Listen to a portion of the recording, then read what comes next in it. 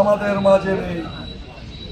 এটি কোনো স্বাভাবিক ঘটনা নয়, এটি কোনো স্বাভাবিক মৃত্যু নয়।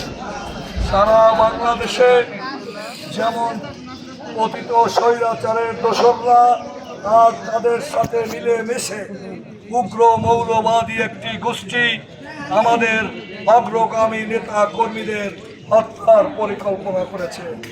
আপনারা কি এতে ভয় পেয়েছেন? স্বেচ্ছাসেবক জনতা,